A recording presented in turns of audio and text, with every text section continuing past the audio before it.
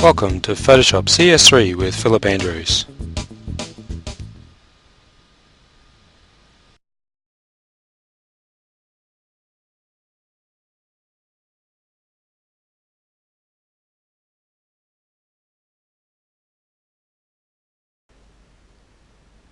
Adjusting the colours in a photo is probably the next step in the process that most photographers would turn to after making initial adjustments of brightness and contrast in their images.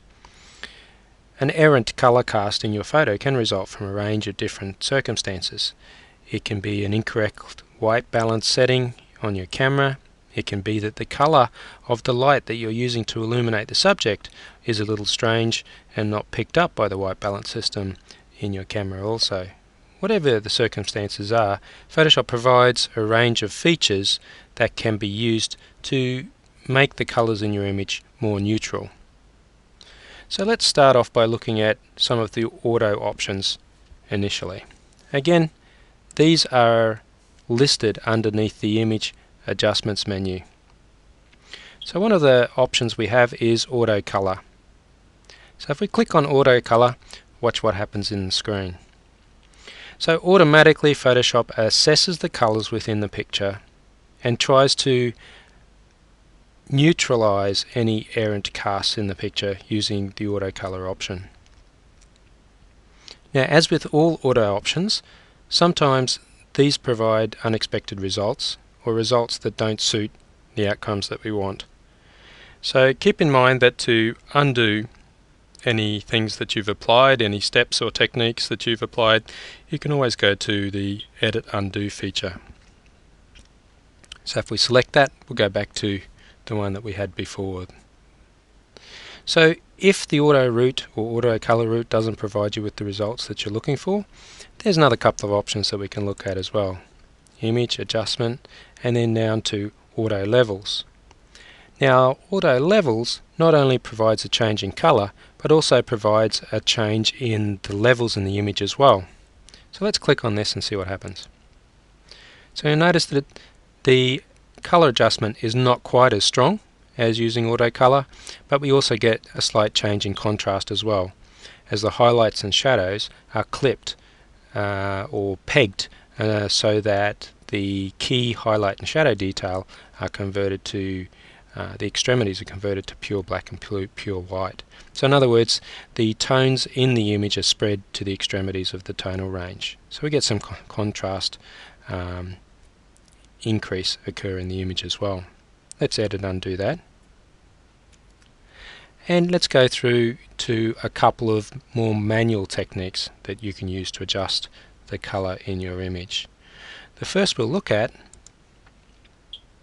is called is under the image adjustment area as well, down to variations. Now variations are is a feature that contains a whole range of thumbnails that enable you to see the result of your changes before you actually apply them.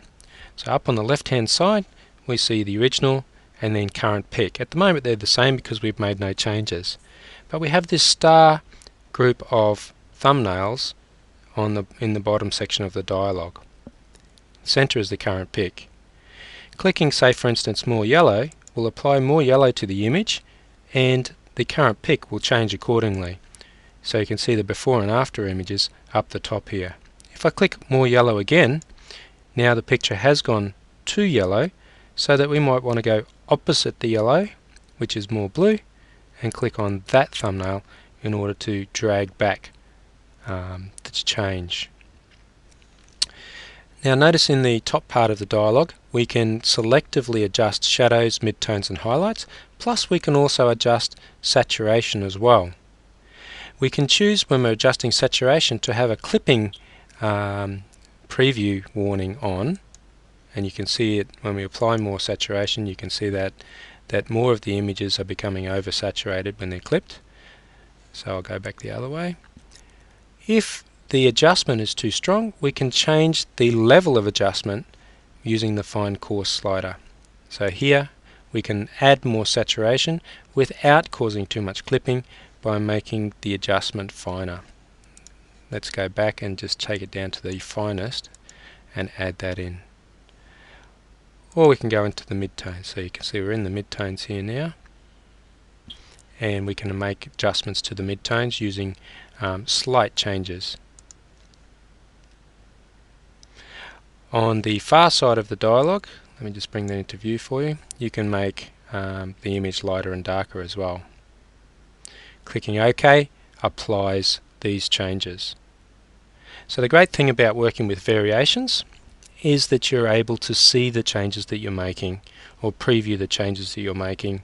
Also, you can see from the thumbnails how the image will appear after you click that change. I'm going to cancel out of this one. We'll look at one other option. If we go to Image Adjust and then go down to Color Balance. Now, Color Balance previews the changes in the main preview on the screen.